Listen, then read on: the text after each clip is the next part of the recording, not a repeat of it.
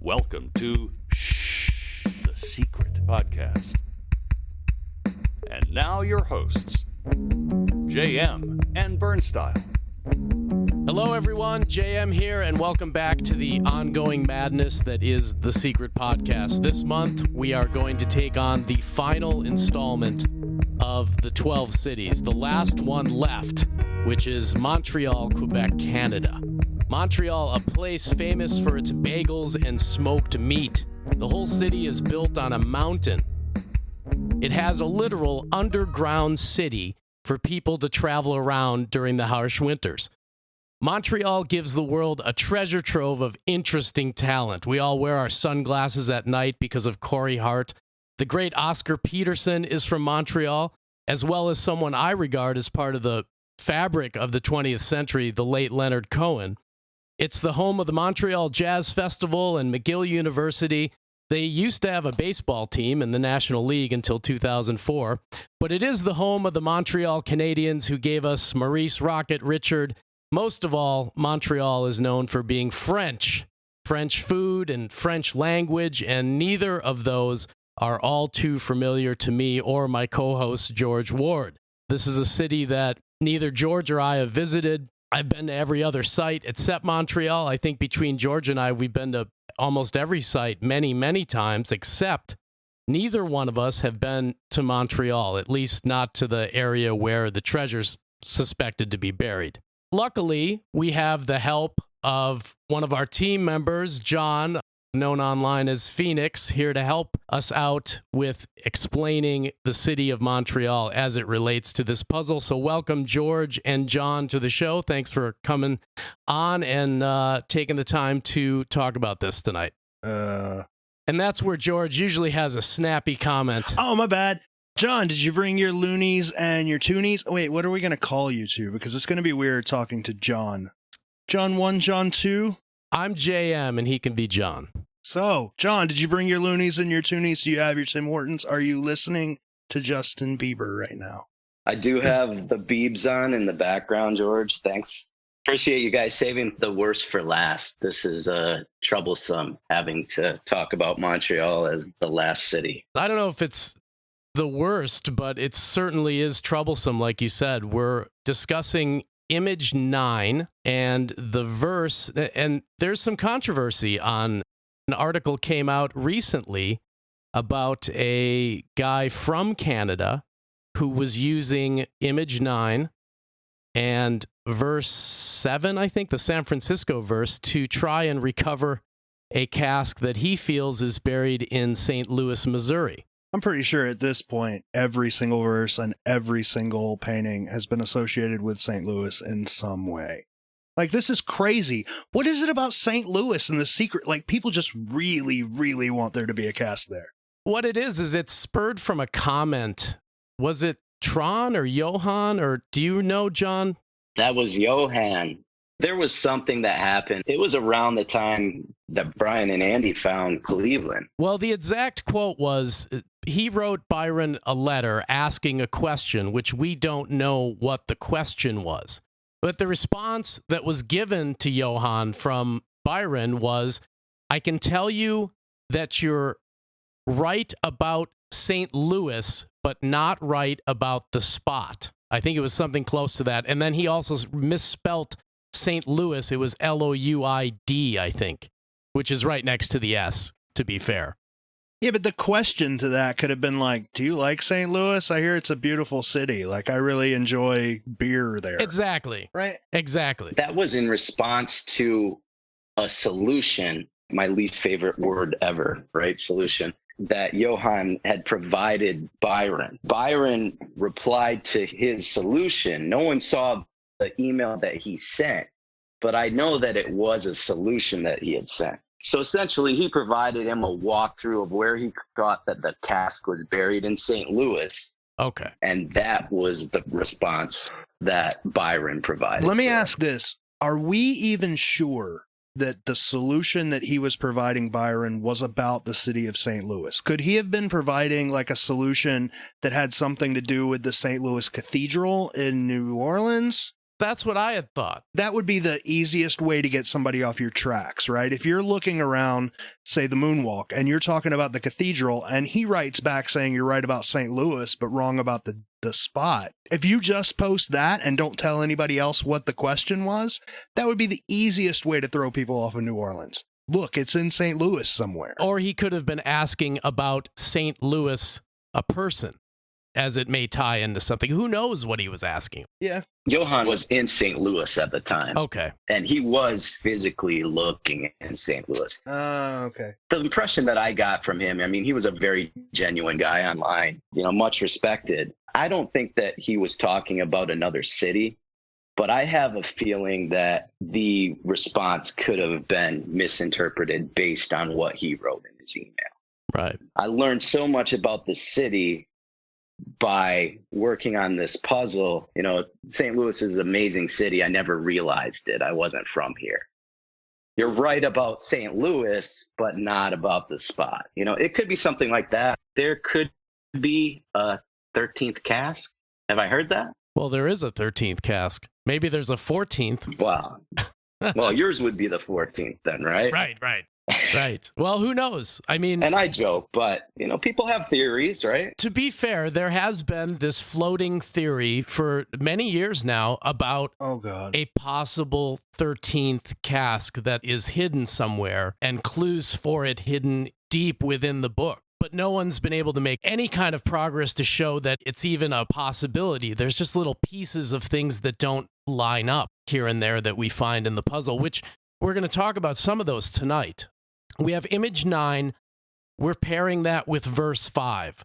There has been some controversy about this verse and the New Orleans verse possibly being swapped. We can get into that a little bit later. Let's just start with what we know for a fact, which is image 9. It's a very interesting thing going on here with this image, because you would think that a city like Montreal, for a heritage, for an immigration theme, that it would be French, but it's not. It's Dutch, so to speak, right? It's the Netherlands. It's the Netherlands. So yeah, Dutch, and that's what we have for that image. If it is in Montreal, that would be very strange. However, we see that the painting itself is done to mimic a famous self-portrait by Rembrandt van Rijn.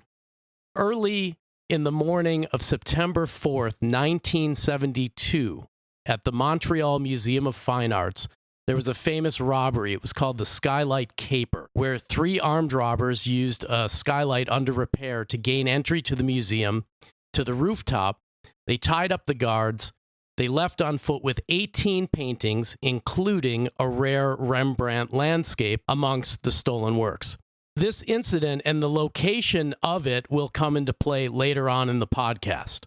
Just keep that in mind as we move forward. Like all of these, we should be able to find some numbers in them. 4 of them, as a matter of fact. John, do you want to go into some detail about where we can find these longitude, latitude numbers that we seem to be finding in a lot of these paintings? Of course, John. In my opinion, I think we have all 4 numbers that we need in the painting. We have a 73 that's probably the clearest of all the numbers in the hair. And then right next to the 73, and that would be the right side of the hair if you're facing the painting. Right next to the 73, there appears to be a 45. The 4 is a little unusual. Yeah. It's almost blocked off. But if you look at the Expedition Unknown episode, it appears to be a little bit clear. It's still questionable, but I would give a 45 there. And then in the flower, there appears to be a 46. You can make out a clear 6, and then right above the 6, you could pass that for a 4, in my opinion. The 4 being upside down, and then the 6 being one of the lines which also makes up the 4. Correct. Yeah, that's how I see it. Okay. I guess the last one is probably what I feel, people question the most. And that's the 74. And the 74 appears in the block that's directly above what we're calling the leg eater. Right. And that is what people often refer to as the runes. So I believe it's a backwards 7 and a backwards 4, if you look at it that way. I mean, we need a 74. That's pretty close. With a giant X in the middle, right? Yeah. We have 73, 45, 74, and 46, right? Yeah, but you can't leave off the 67. Let's talk about that for a second. People have postulated that that 6 and that 7, it's interesting because that would coincide with two events which use the same numbers.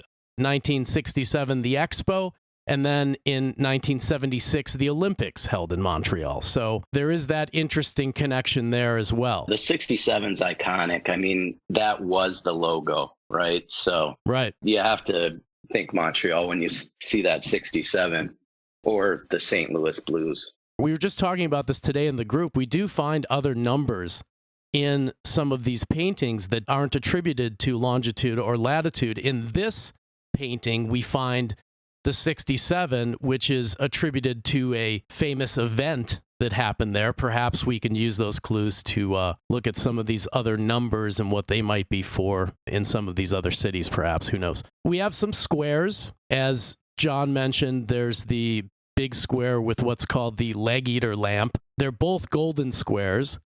It's interesting because when looking at the main image match, the thing commonly referred to as the leg eater lamp, which is a lamp that we'll talk about a little bit later on that we actually find in Montreal. It's located inside of a big golden square. And it's funny that that lamp is found on a building inside an area of Montreal called the Golden Square Mile. Now, John, has it always been called that? You know, it's funny you asked that. It was changed at some point, and it's a different area. There's some arguments going on around this. Originally, it was the Square Mile, and the Square Mile was a much smaller area. It consisted of, I believe, 9 streets that ran north and south, and then 3 streets that ran east and west. Okay. And then at some point in time, I can't remember the story on it. It'd be a real easy one to Google. There was someone that came along, I believe it was a journalist, and he referred to it as the Golden Square Mile. Okay.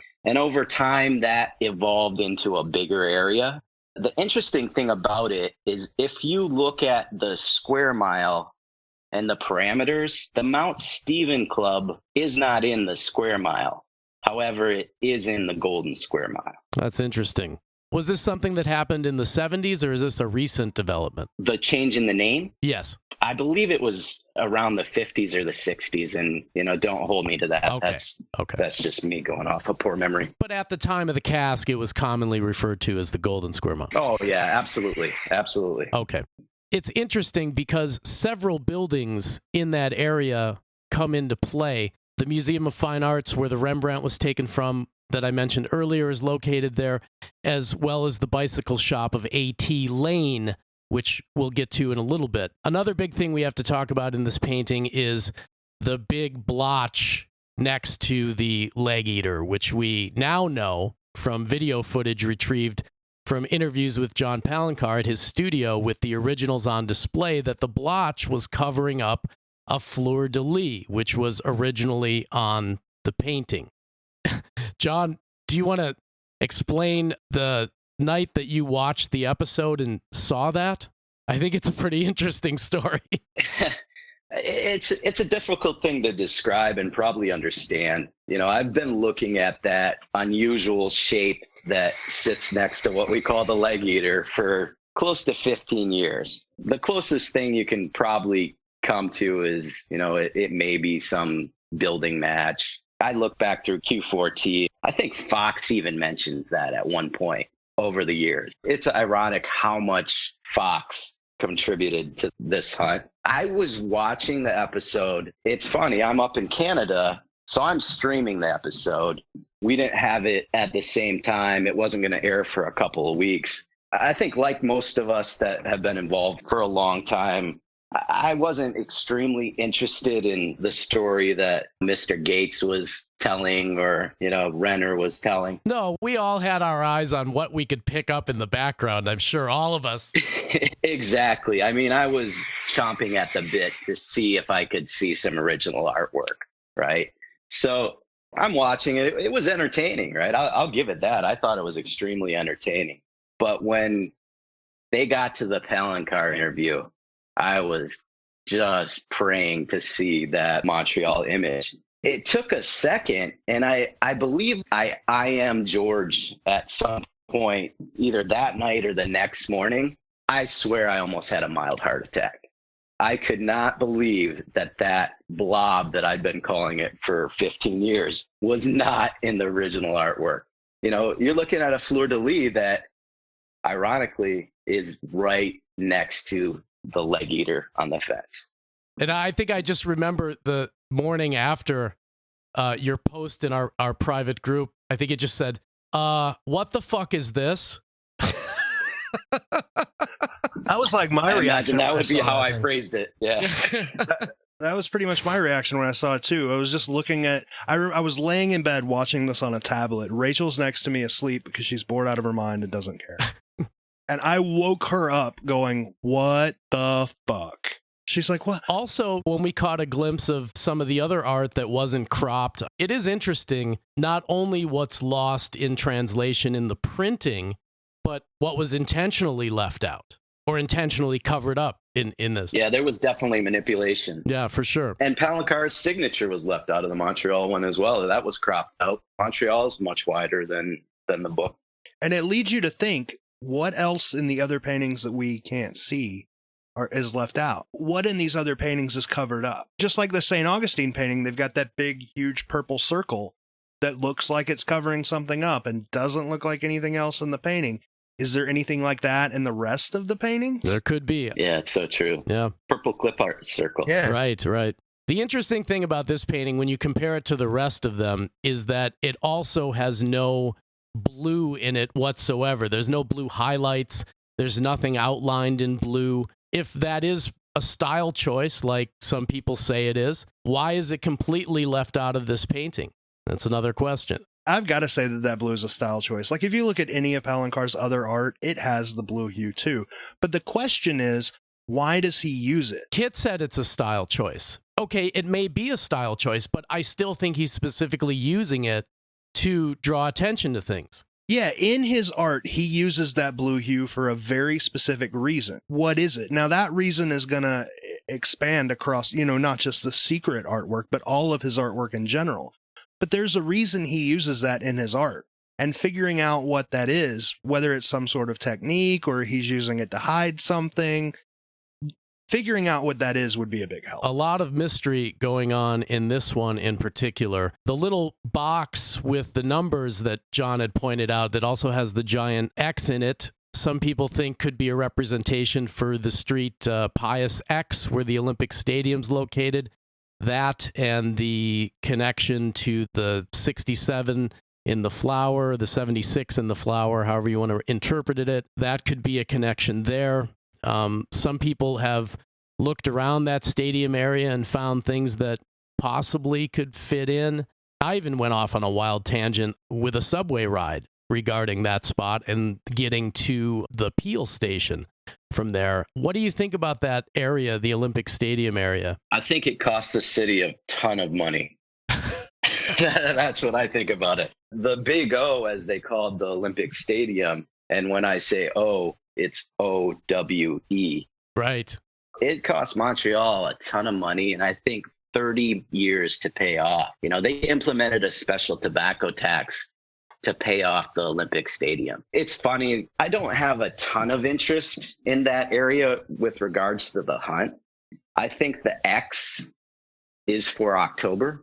I think we need a 10. I believe it's a Roman numeral 10. Okay. You may be able to argue that the steps that we see at the collar of the shirt could represent 10, 5 steps on each side. It depends on how you count them. I think you've made some better connections than I have, John, to the Olympic Stadium area. It's iconic to Montreal, though. I give you that. The stadium wasn't finished. There's a gentleman online that, has some pretty interesting, I would say, theories around Olympic Stadium. But a lot of what he references, wasn't built for another 10 years. And I just have a problem with that. I don't think you can fast forward. Yeah. Well, yeah, that'd be a small problem.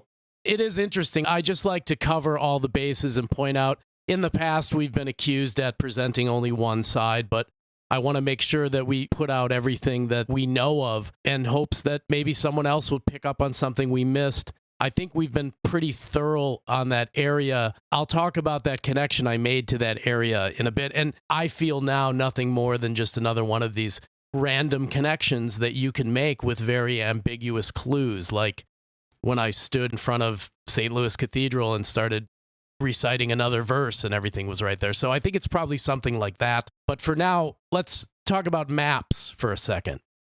If you take a satellite view of the city of Montreal, you will see that the river system lines up with the half crooked smile and the chin and the two lines going from the nose to the corners of the mouth.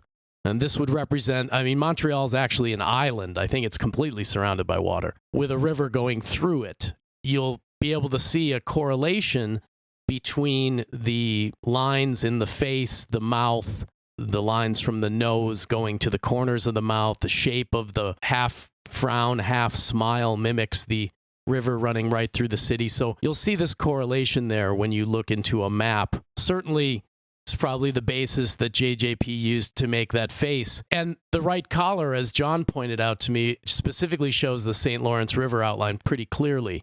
Let's talk about this face aside from the map for a second. Let's talk about this face for a minute. There's a resemblance of, I guess you would call it the tightness of the eyes, the pinched face, to a famous Canadian. Is that right? Yeah, you could say that. I would say he's pretty famous. In my opinion, and another nod to Fox, I think he was the first person that ever pointed this out that I saw. The face is a cartoon caricature of John Macdonald. John Macdonald was Prime Minister in Canada, and you got to forgive me, guys. You do know that I'm not Canadian, so my Canadian history is extremely lacking. It's okay. You're there, though. You're close. I am. I can drive by his statue when needed. He was prime minister in 1837.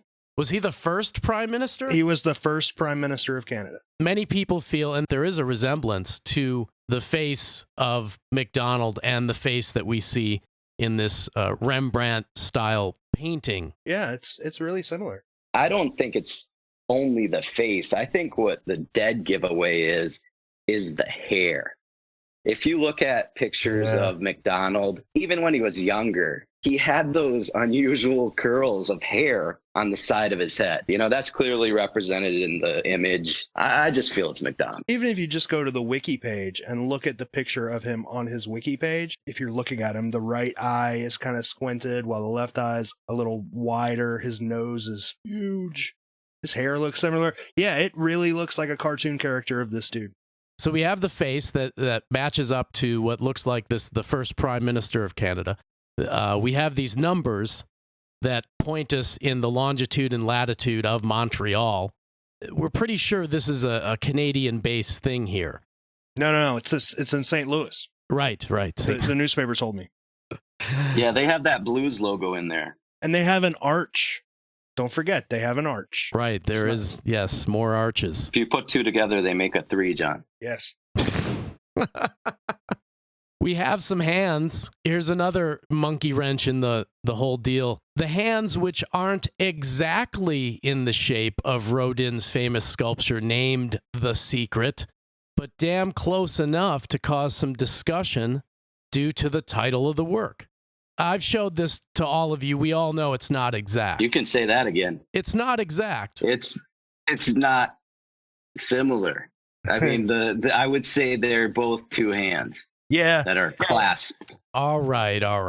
No, I get where you're saying. Like, it could be inspired. It's one of those things where you look at, two things and you can say, oh, this could have been inspired by that. But there's no reasonable connection. It doesn't give you anything. No. We've kind of thrown that out. It's something that can be mentioned. It's brought up in the past. Except that, I think it's important to know what inspires an artist to do something. Well, we're finding that a lot of famous paintings inspired John Palancar to hide clues in these paintings that he made for this puzzle. Right. And even if that inspiration isn't a clue in and of itself, I think it's important to know what the artist was thinking about when he made this painting, what his sort of frame of mind was, what was inspiring him. Right. I agree with that. I mean, you have to give credit to the name of the sculpture, right? The Secret. Yeah. It's interesting, right? Right. Yeah. Without that title, I don't think anybody would have made noise about it at all, but it just happens to be a strange tie-in. We have some golden brown checkered patterns all over the image, and this isn't unsimilar to San Francisco. We find a similar technique with two shades of color making checkerboard patterns. John, you found out some very interesting things about these patterns that no one had really stumbled upon before, correlating with the map and the streets that we see in the Golden Square Mile. Do you want to talk about that a little bit? This stemmed from a dialogue that you and I had online, just brainstorming, what could that be? So many people look at the hands and they're talking about a cathedral, that old saying, about the steeple, and if you make inside are all the people. Yeah, exactly. But I mean, what does that give us? You have some just outstanding churches in Montreal. If you want to put a church in an image, you're going to have no problem doing so. There's no need to get that abstract with it, right? The one thing we can glean from those hands is those fingers are pointing. You started to get me thinking in that direction. Maybe it's not so much the hands, but what they're pointing to. One's pointing to the leg eater, and then one's pointing to a very specific block in a series of 9 blocks. It took me a while to make that connection, but we talked earlier about the square mile and the streets of the square mile. If you look at the square mile, there's actually 9 streets that run north to south. Right. So if you position them as you would a map, reading from the west to the east. Well, if you position it using the face in the river system, if you line it up that way, it lines up exact orientation you need to complete the other part. Yeah, absolutely. I mean, most maps I've read, I usually start west to east, but some people read them upside down. So I'll give you that. You're telling us there's 9 streets in the Golden Square Mile, and then you're also saying that there's 9 of these blocks and the finger's pointing to one of them. If you just happen to, be looking at those 9 streets, the one that the finger would be pointing to out of the 9, if you're looking at them from west to east, is Drummond Street. Drummond Street just happens to be where the Mount Stephen Club is. That street would start with? On the west side, I believe it was Guy, then Simpson, Redpath, Avenue du Musée, the street that the museum's on. Prior to that, it was Ontario. And then Mountain, Drummond, Stanley, Peel, and McTavish. And when you line those streets up and assign each one of those blocks in those 9 blocks going from the flower over to the square where the leg eater is, you find that the finger's pointing to Drummond and to the leg eater, and we find the leg eater lamp in front of the house of George Stephen, or the Mount Stephen Club, as it would have been, on Drummond Street, exactly where the fingers tell us we should find it. The way I see it, it's a look here type of thing. It's the 6th block, which would be Drummond Street, and, it's just saying, hey, find me here. And if you're following along with the whole Rembrandt story, and you've picked up on the clue of the self-portrait and did a little research and found out about that famous robbery, then you may be already looking in that area at the Museum of Fine Arts, which is only, 3 blocks away from there? 2 streets up, 3 streets over. It's not far at all. Certainly as close as the museum in Chicago was to the Bowman. Yeah, definitely. Just a couple blocks. So we have what's maybe considered a map hidden in there. And of course, in San Francisco, there's a very similar kind of thing going on with the fingers pointing to blue squares along the 2 sleeves of the image there, which we had also determined probably meant 34 or 43, depending on how you read it. No surprise that he may be doing the same thing here, and it's very interesting that all of those things line up, all those streets line up exactly with. It just seems too good to be a coincidence, if you know what I mean. Yeah, I'd like to think so, but, I think we've all said that before, too, so. Right. Take it for what it's worth. I think the interesting thing about it, when I look at it, is the method is different than what we saw in Cleveland and Chicago. We have to keep exploring what different methodology is out there that could have been incorporated into these puzzles. To me, it's somewhat logical. I like it. It's also interesting to mention that the collar of the figure in the image also lines up with the Montreal green line, and that was where my very similar thought on the 9 squares came into play, which was basically, if you did feel that there was a tie to Pius X where the Olympic Stadium was, and the flower was to represent the Olympic Stadium, if you did take the green line, which I felt was somewhat represented by the collar, the shape, the path of the green line. It was built for the Expo, right around the Expo time. So that was, I believe the Metro was around 66. It was right before the Expo, if I wasn't mistaken. I'll share an image of what I see, and then I believe I have a Metro map that confirms what you're talking about, the 9 stops between the two. If you take the green line from the Pius X station and go 9 stops, it drops you at Peel Street, which is right in the Golden Square Mile. It's a block and a half from the Mount Stephen Club where we find this leg eater. And the reason that we're harping on this leg eater so much, and we can get into this a little bit right here, it's not only one of the only things that we've found an image match for in Montreal, it's also extremely unique in nature. And this, my friends, is the reason why this image must be attributed to the city of Montreal, because John did some research on George Stephen and his house and a lot about him. And why don't you tell our listening audience what you know about George Stephen? I'll keep it brief. I don't want to get into too much detail on the history of George Stephen, but, he was at one time the president of the Bank of Montreal. He was heavily involved in the CPR, the railway that was built that ran through Canada. So he was like a Vanderbilt of Canada. A baron. Absolutely. At the time that he built the house, he was the wealthiest man in all of Canada. When you research the house and you look at how it was built, the materials that were used, they brought in mahogany from Cuba. They talk about the marble that they brought in from Italy. Everything that these people did for the houses in the square mile, almost a competition. They were one-upping each other, so to speak. The new guy comes in, he builds a house that's got to be better than the one up the road. Right, the badge of wealth, so to speak. Right, and these are the elite of Canada at the time. So there's been a lot of discussion, and even when I was younger and I had first seen the post online, I was living in Canada at the time. I followed Quest for Treasure religiously at the time. A user by the name of Ravel07 posted about that leg eater lamp, as it's come to be known. He didn't say anything after. He just took a picture of it, basically said it was in Montreal, and posted that online. And this was 15 years ago. I guess my knowledge of the internet and how to use it was lacking then. I decided that we were going to go for a drive and try and find this damn thing.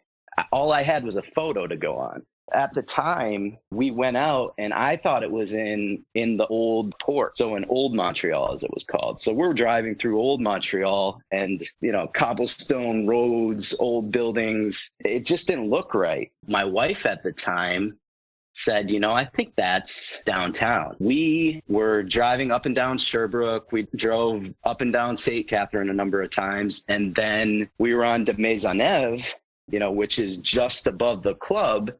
And we were going through the light and she spotted it from the corner of the street. And I just whipped over, we got out. It was like, I just assumed that they were everywhere. Right. I think I was 28, 29. I was like, well, that's cool. But, this thing isn't in Montreal. I don't think we'd even identified Montreal as a city at that point. I don't think the longitude, the latitude, anything was set in stone. I just assumed. It was just kind of like, here's a lamp. I found a lamp that looks like this. We didn't know the nature of the lamp or the history behind it. Yeah, it was dead on. But my initial thought was they're going to find one of these in St. Louis now.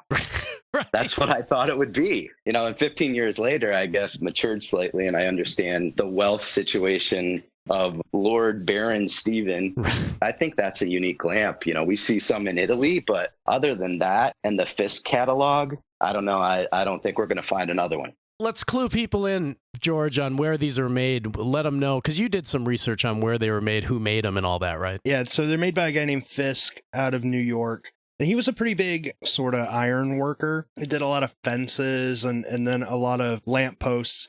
This was done specifically for a competition, I believe, or some kind of like display in France or Italy. One of those two. I'm not real sure. These were not really mass produced in the way that you think of most lampposts. They were a very, very small run. I want to say these were actually bought from when they did the competition in Paris or Italy or whatever, that these came from there. So don't hold me to that. These lampposts, they obviously are not mass produced. They're not everywhere.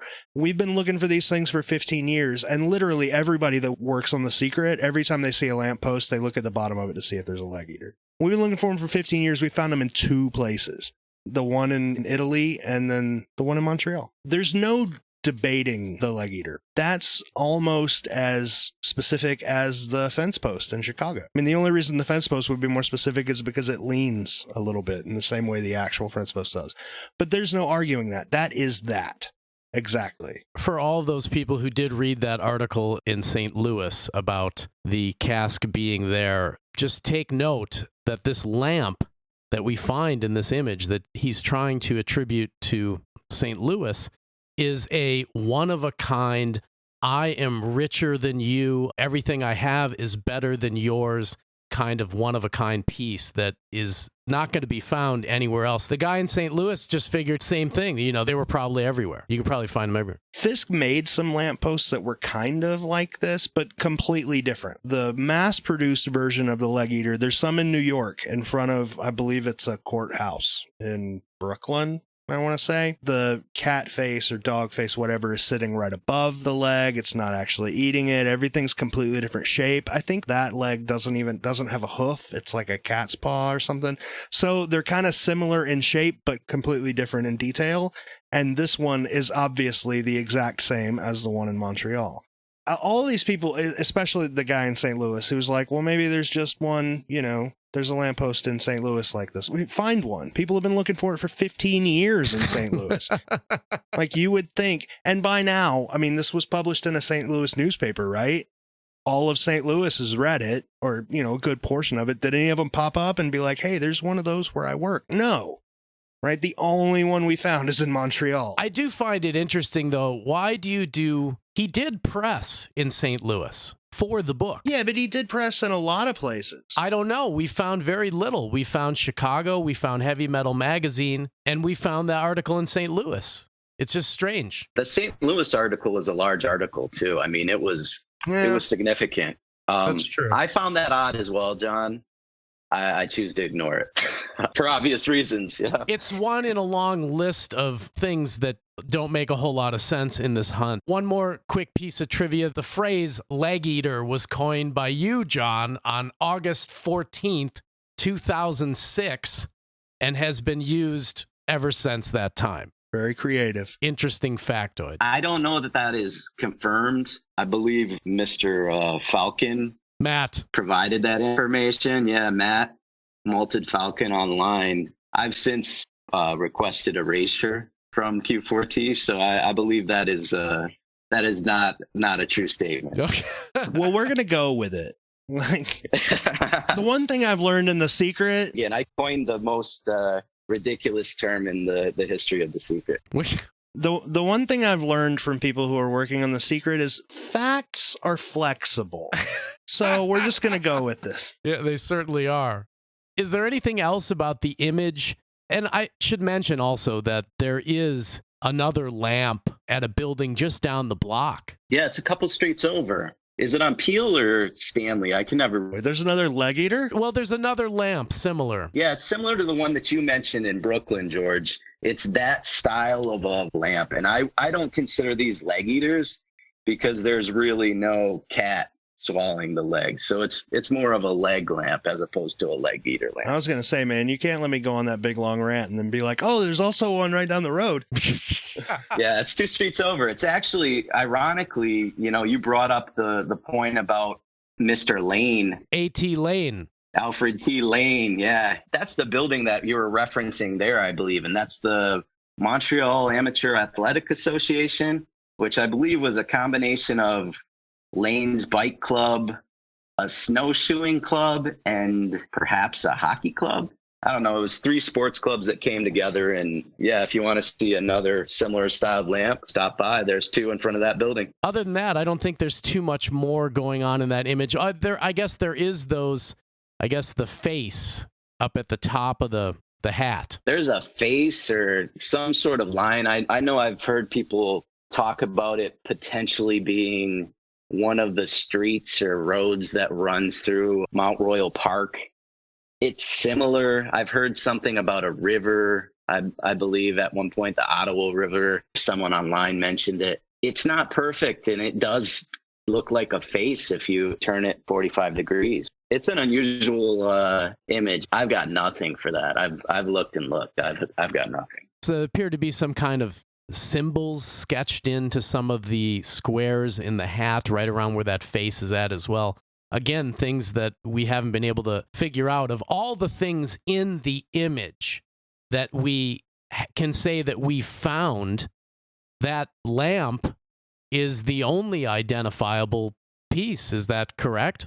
Other than the map matches. I'd agree with that. Some people have also mentioned the wall. They think they see either fee, which is, I believe, ferry or something similar to ferry in French, or Peel, which would be one of the streets. If I look at the wall in that same area, you almost appear to see a faint outline of a rectangle. And it's even more prominent in the Expedition Unknown episode. And I've always looked at that as, well, is that representing, the stolen Rembrandt? And then, I come back to reality and move on with my life. Let's move on to the verse that we attribute to this. And let me ask this. What is because everybody who studies this particular city has a different kind of answer for this. Some people don't even attribute this verse 5 to Montreal. They use a different verse. But what is it in this verse 5 that has you grounded to knowing that that's the verse that goes with that image? We have the city of Montreal. I have my tie-ins, which I'll get to with what I believe. But is there anything, just looking at it plainly, that you can see in this verse that you can tie it directly to Montreal in some way? For me, it was process of elimination. I hate this verse. I would trade this verse tomorrow for a new verse. I think it's the only one that makes logical sense. There's quotes, too many concrete ties to the verses that I could make fit better, I guess I would say. So I think by process of elimination, this is my verse. I know you have some interesting things that, I may agree with or disagree with, but I don't have anything concrete that says, hey, this is Montreal. I'm your verse. George, is there anything you see in there before I get into my explanation? I mean, it's not like Milwaukee where he gives you a last name. He gives you Mitchell there. Or St. Augustine, where he gives you the tall grass. Right, tall grass. The first chapter or whatever. Yeah. The first chapter, yeah. Other verses have concrete ties. In this one, there's not so much. I think it's probably why there's controversy about it. But was there anything that you latched onto in the verse that you were like, okay, that's Montreal? No, nothing at all. It's crazy. The Japanese hints tell us about the first line of this verse, verse 5. It says that this is a proper noun. Now, as we see how the puzzle works in other cities, the image gives you a city through coordinates, longitude, latitude, or a rebus code in one of them. The verse has to be tied in to the image somehow. So you have to tie the verse to the city and make that connection. They're a little easier in some of the other cities. In this one, it's not so easy because there's not a in-your-face reference. However, we do know that he hides clues in famous works of art and also works of literature. Lane being a proper noun, I'm going to talk more about a poet named Gilbert Parker in a little bit. That connection could possibly come in with Lane, and that's also how I attribute the connection to Montreal. Let's talk about A.T. Lane, who we were just mentioning, the lamp in front of his building, the MMA it's on Peel, near Sherbrooke, actually. Founded the Montreal Bicycle Club. It has that unique lamp. like the one we find outside the Mount Stephen Club. But John, there's also another interesting thing about their logo. Doesn't their logo also have something that applies to the... Yeah, I mean, when I looked at Alfred Lane originally, I think the most interesting thing for me is he was the first person to bring a bicycle to North America. You know, that's pretty significant. I thought that's maybe something that Byron would have been interested in, but then I could not tie it to anything. I ended up going to the Montreal Amateur Athletic Association and just looking around that building. Right. The logo is up on the building. It's some sort of wheel with wings. It's one of those just absurd connections, right? You know, you look at it and you go, oh my God, there's the wings. And then you're like, wait, it's a wingless bird. How can a wheel with wings be a wingless bird, right? So, yeah, I don't know that there's any connection with Mr. Lane, but, right. You know, interesting fact. I learned a lot of random things studying The Secret. It's interesting that the name exists. It would be a proper noun in that instance, as the hints suggest it should be, and the building is within walking distance easily of the lamp that we did find. Yeah, true. Let's move on to the line that you hate the most. Oh, God. 222. I mean, come on.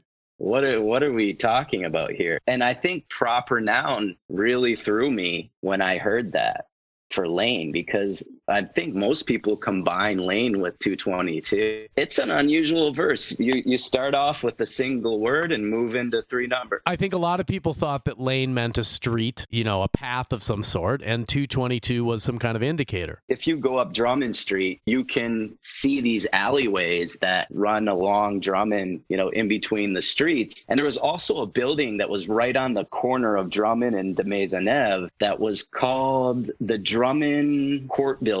The most interesting thing that I ever found with Lane, prior to knowing it was a proper noun, they built de Maisonneuve after, I believe the street was Burnside at the time. When they built out de Maisonneuve and made it a one-way street with multiple lanes, they tunneled through this building.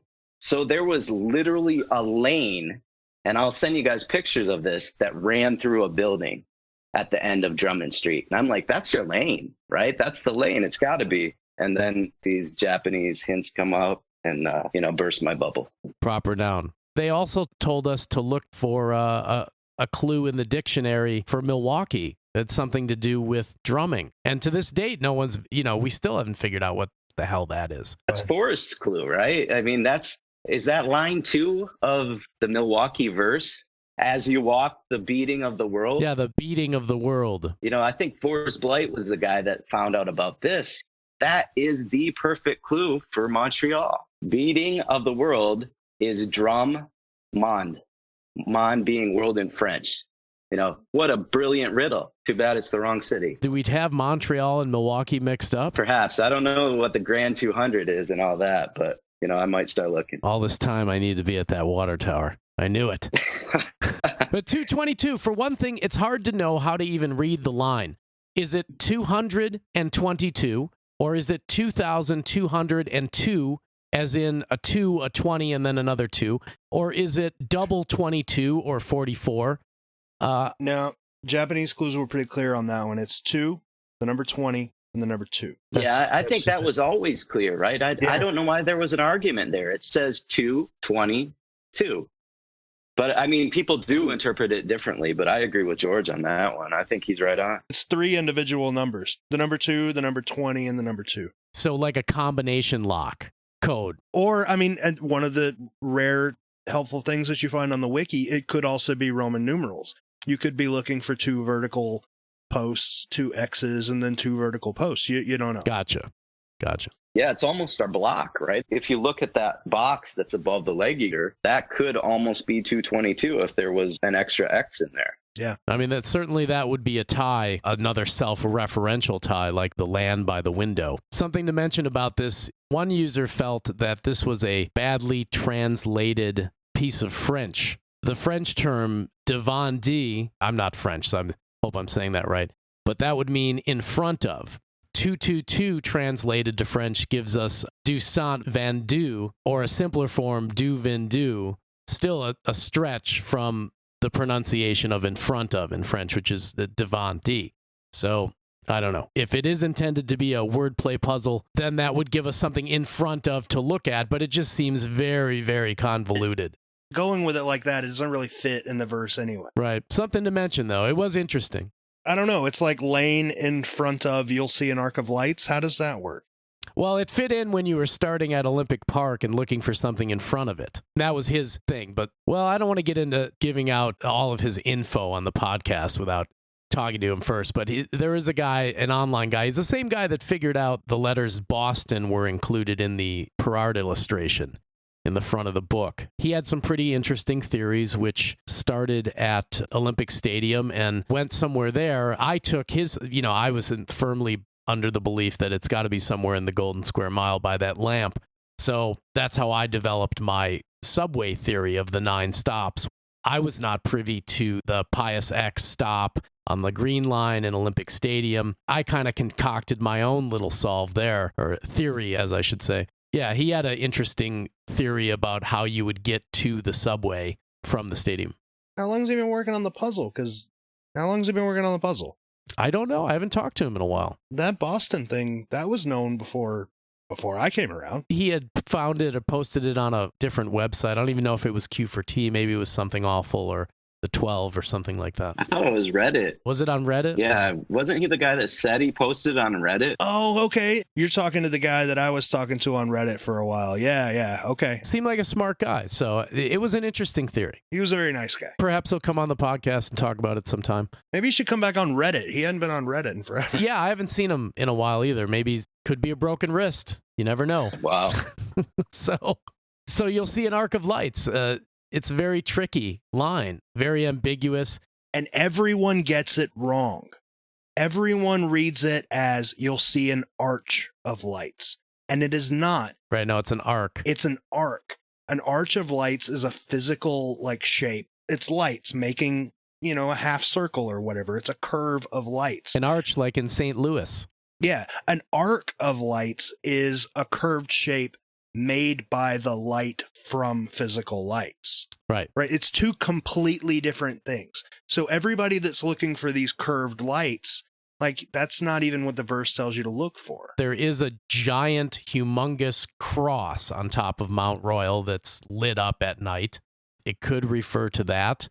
How is that an arc of light? I have no idea, but that's what some people think.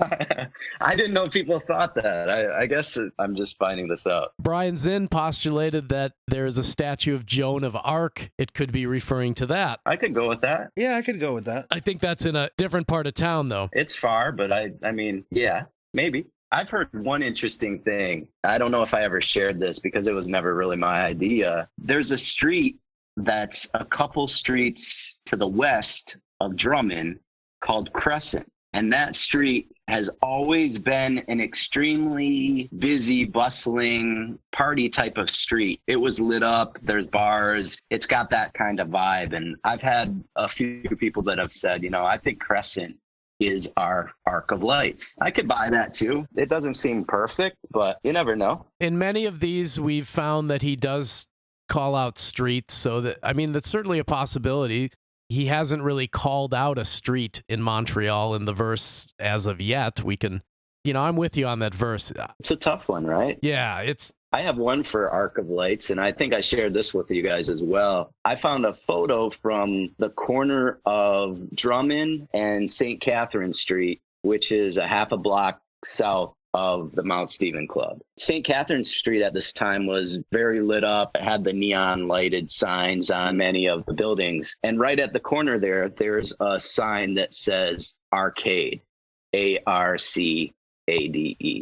So maybe our arc of lights is just an arcade. Could have been some burnt out lights in that sign, and maybe it said arc at the time. Who knows? Yeah, that's pretty stretchy too, but I don't have much for it. This whole thing is very elastic. Weight and roots extended. Another tricky line. I haven't been able to crack this line. I don't know anyone who has. We've examined the Parliament fires, the Olympic Stadium disasters, the Biosphere fire, which you like, but not a rock solid event or solution for that line that's more than tenuous. I mean, it's hard to know what the point of reference can be. What are we looking for? Is this a riddle? Is it a quote? Is it a historical event? Do we see it written somewhere? It could be an algebra thing. Weight and roots would be algebra terms.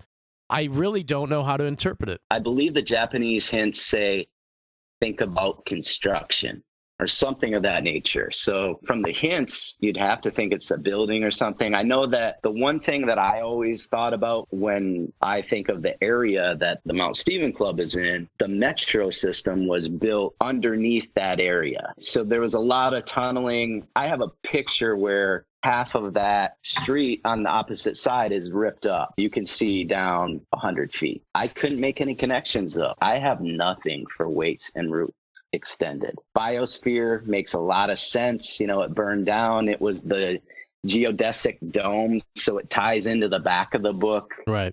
Talking about Buckminster Fuller. That's out on St. Helens Island. That's nowhere near where we are. It's like a 7-mile trip. Whatever weight and roots are, together they save the site. Again, you'd have to think it's connected to the previous line, that next line, referring to the preservation of some place or building, or the answer to what could be a riddle. I don't know. Is weight a person and roots a person, and they did something to donate money for a building? Who knows what it is? What sucks about that building is I don't know how many times it's been renovated, but it seems like every time I see a picture of it, it's under construction. What, the Mount Stephen Club? Yeah, I know there are trees that have been ripped up. Didn't Will House run a bulldozer through there once? And yeah, right. It's crazy how much.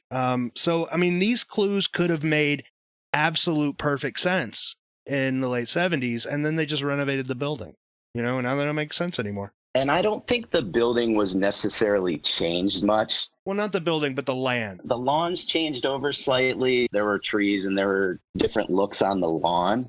But the building itself, when they built that hotel, they built an underground parking garage on the back of the hotel, and it caused the foundation to shift. So essentially, by the owners of the hotel purchasing this thing and building this boutique hotel, they almost killed off a Montreal heritage building. The city was up in roars. The news was out there. There were interviews. It was pretty wild. They thought they may lose the whole facade of the building. They actually pulled the facade down. They refinished it and then put it back up. If you look at some of the pictures online, there's like poles holding the facade up. Pretty crazy. John probably hates this, but it's the main reason that I think Montreal, you're just not going to be able to find it. If we've learned anything from Cleveland and from Chicago, there's something in this image that you should be able to see from the dig spot. There's the fence post in Chicago. There was the whole planter in Cleveland. And the only thing in this painting in Montreal that you can see that's unique is the leg eater. So wherever you're digging, you should be able to see that thing. I totally agree with that. It's a real problem. That site is a real problem. But let me ask you this, since it's been turned into a hotel, did you go inside? Yeah, I've been inside.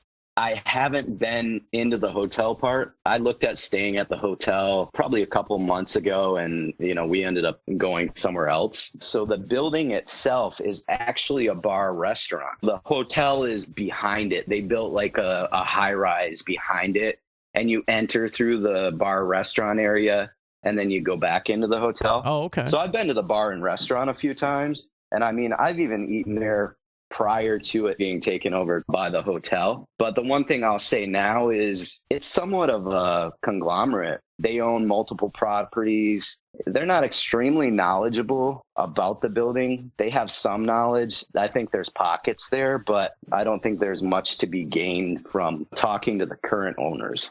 Does it have granite walls? No, it's limestone. Right. Everyone mistakes that for granite. That's not granite. That's limestone. Yeah, but would Byron have mistaken it for granite? I don't know. That's a big question around this hunt. Just as much as he would have mistaken a birch tree. But did he, right? Everyone says that. This guy seemed super smart. No, he didn't mistake a birch tree, and he didn't mistake the granite. No, not at all. No way, right? What did Ben Asen say? He would be on the exercise bike, always reading, constantly reading a book. He was a smart dude. Anyway. As an aside, I just looked up how much it would cost to stay at the Mount Stephen Club, and it's like $530 a night Canadian. Oh, perfect. Which is like $37 US. Right.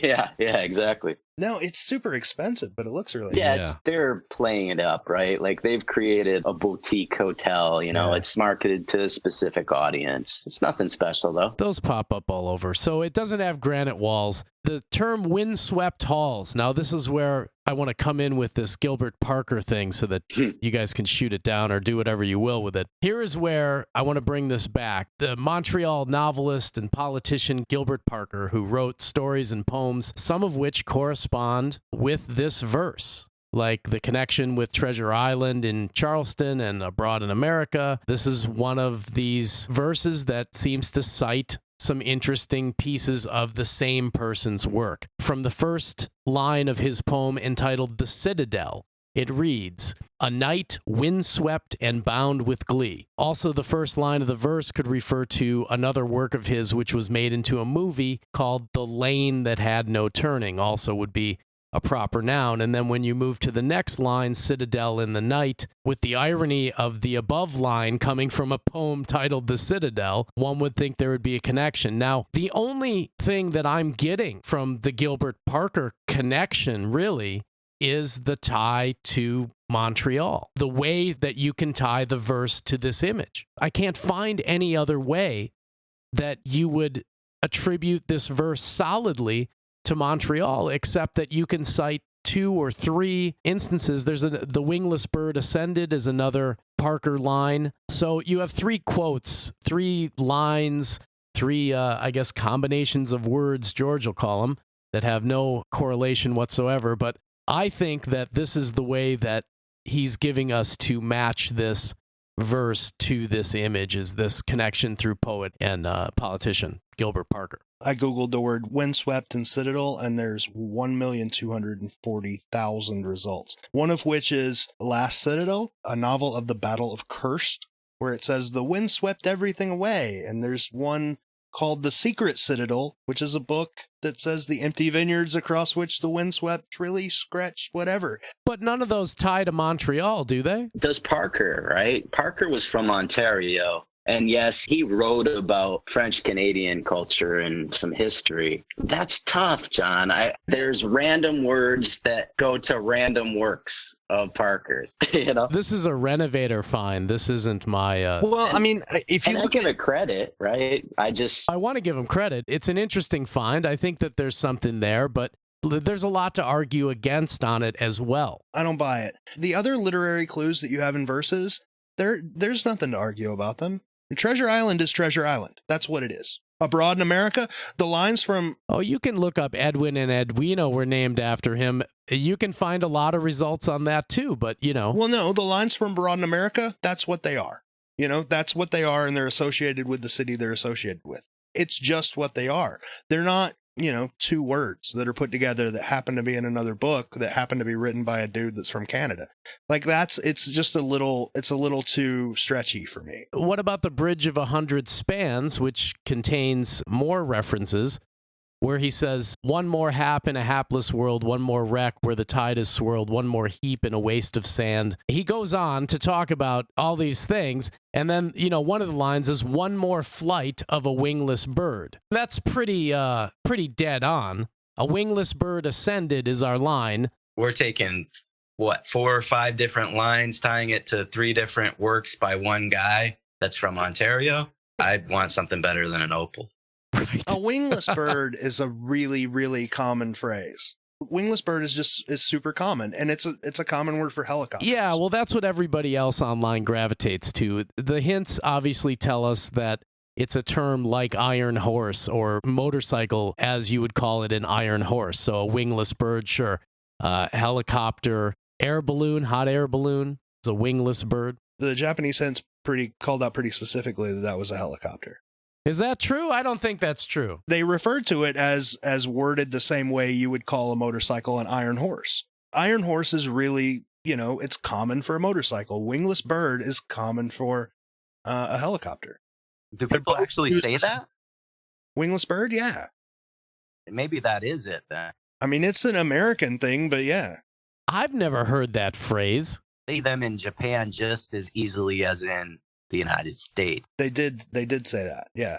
This is something you can see in Japan. I don't know how the hell you tie it to to the area or to Montreal, but I agree. It makes a lot of sense. I mean, is there a helicopter pad on top of the George Stephen Club? Was he that rich? He was definitely that rich. I don't know that he had a helicopter at that time. I'm just trying to figure out how it could be of any help. In 1800s, right? Yeah, 1800. Yeah, I'm sure they had the Da Vinci helicopters, right? You know, the irony of that statement, John, is the Expo 67 site on St. Helens Island.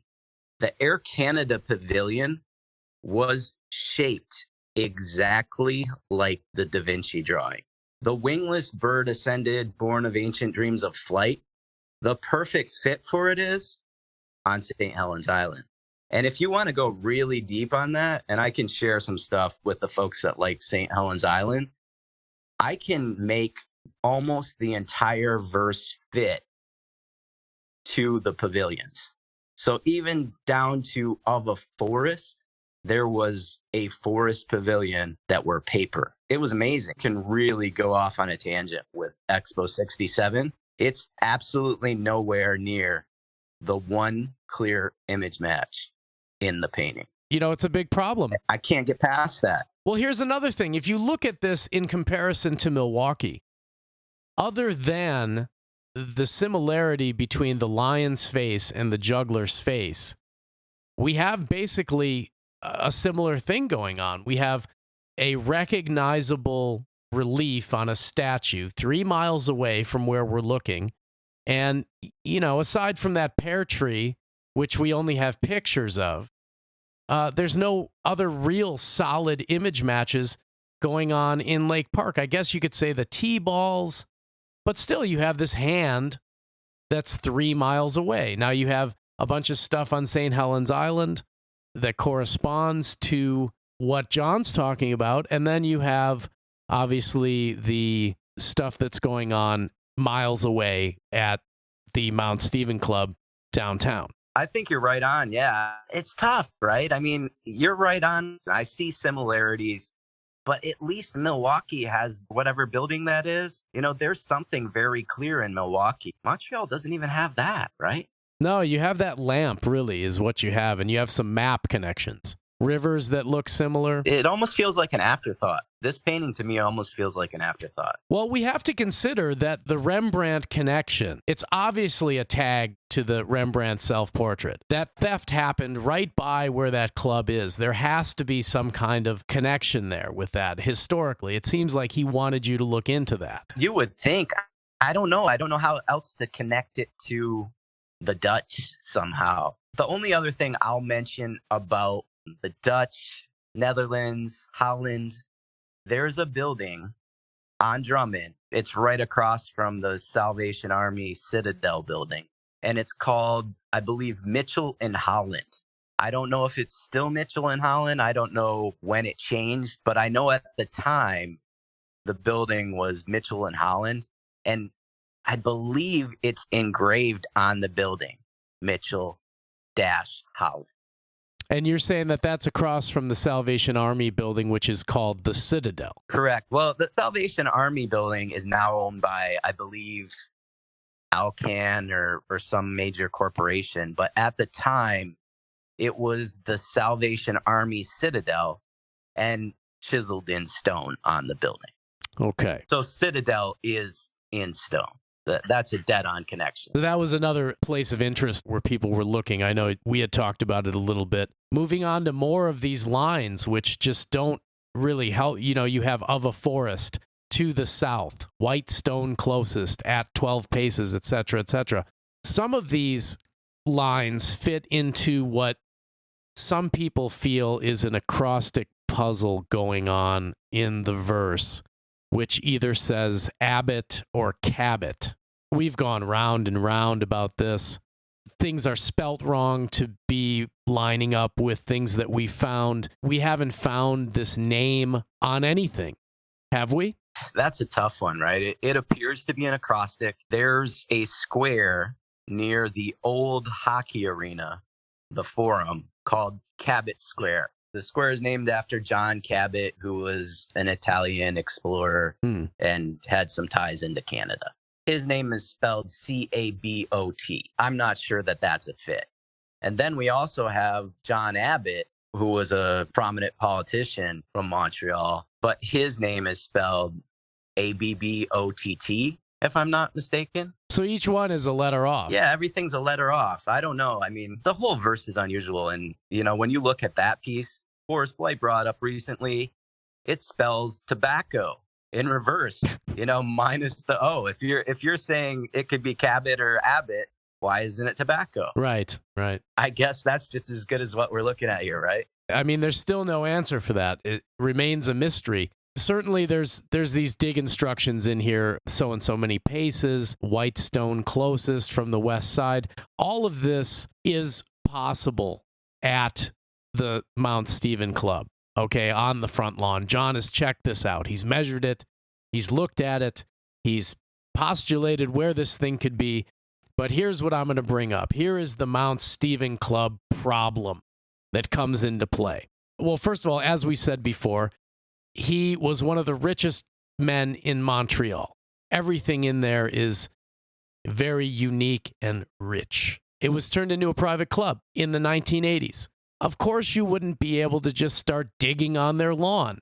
It begs the question, why would he bury it on the lawn of an exclusive private club in the middle of downtown Montreal? And what manager of the place would give permission for some treasure hunter to start tearing up their pristine lawn, which they have weddings on and social gatherings?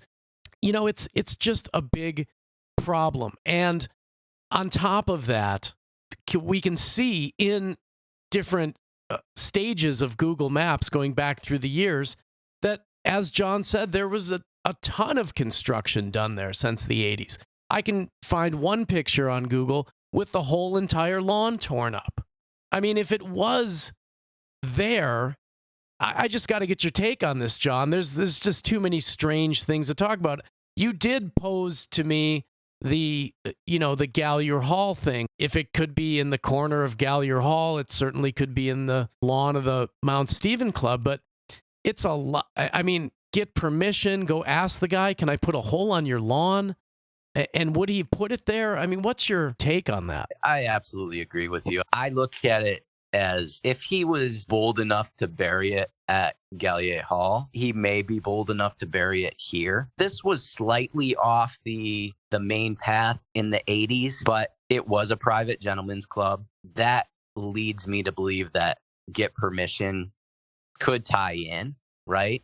It's too hard to tell. The biggest thing that I have a problem with when I look at the Mount Stephen Club, if it's on the lawn, I believe it must be on the southern side of the lawn, and it's probably back in the far corner. In the 80s, there were 2 trees on the lawn, one on each side, only one on each side. One on each side. But why do I need all those instructions? We're looking at like a 25-foot square foot area, right? Beneath the only standing member of a forest to the south, Whitestone closest, at 12 p.m. Yeah, it's a very long list of convoluted. Come on, take 5 steps from the leg eater. We were talking about this before we went on air, and I had asked you, while you were there, did you see a specific white stone anywhere? And I know the facades changed, so who knows? It may not, if it was something that was on the front of the building, could be gone now. You had some ideas that the stone possibly isn't even a stone, like a stone you'd see on the ground, but an ornamental display. The way the verse reads to me, it says white stone closest. That implies there's multiple stones. The only thing that I could come up with at the club is the fence columns or posts, the stone posts. They're very light. You could possibly call them white stones, and there's multiple. So you would have to pick which one. Even that feels stretchy to me. My issue with this is I want it to be perfect, and nothing I can come up with feels even close to perfect. To put it in perspective, this would be like if you got to the fence post in Chicago and there was no 10 by 13. You didn't see anyone sitting. There was nothing from the verse at all that you could find but you just could find this fence post, and that's all you could see, and there was nothing else. I mean, that's kind of what this feels like. We find this one rock-solid thing, and then nothing. Not even instructions that seem to fit with it. Could you even take the New Orleans verse and make it fit at the Mount? Is there any verse that you could make fit at the Mount Stephen Club? I believe that I was using the New Orleans verse originally. Mm-hmm. I don't have a good answer for the ending, and that's an issue. I have a pet theory for white stone closest. White stone, if you translate it to French, it is Pierre Blanc or Pierre Blanche. It could be a very common French name. Again, it probably a stretch, but just something to think about, right? If you're looking to get permission, perhaps white stone closest isn't a stone, but is a French person. Food for thought. Very good, very good. And then the last line of the verse is to dig out. Obviously, it would apply to the line before. So, I mean, a very cryptic verse, a very problematic location, not a lot of favorable situations going on here. George, do you have anything you want to add to all of this? Was there anything that you wanted to go over that we would have missed?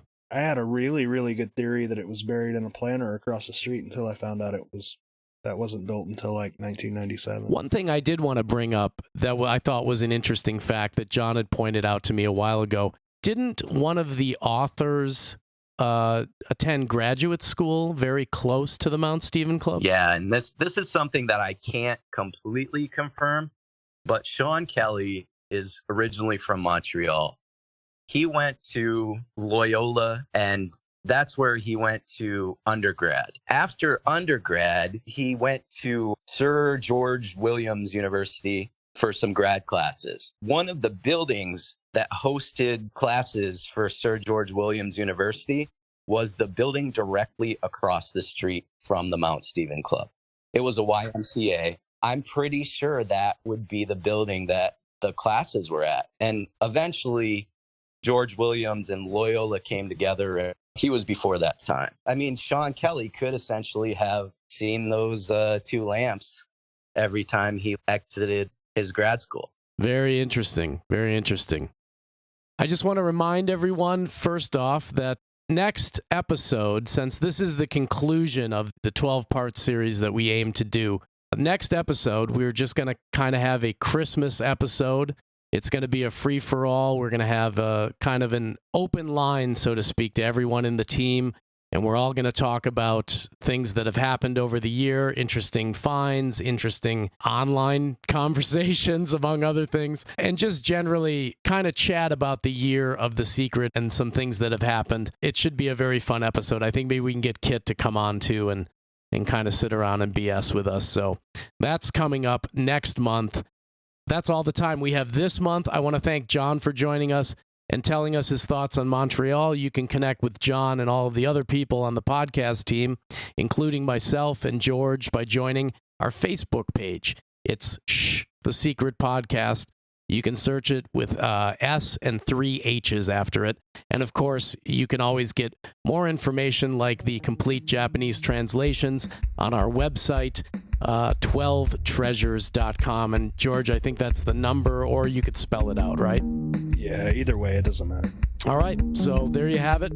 For George Ward, I'm John Michaels. Until next time. Tune in next time for another edition of Shhh, The Secret Podcast with your hosts, JM and Bernstyle. Available on iTunes.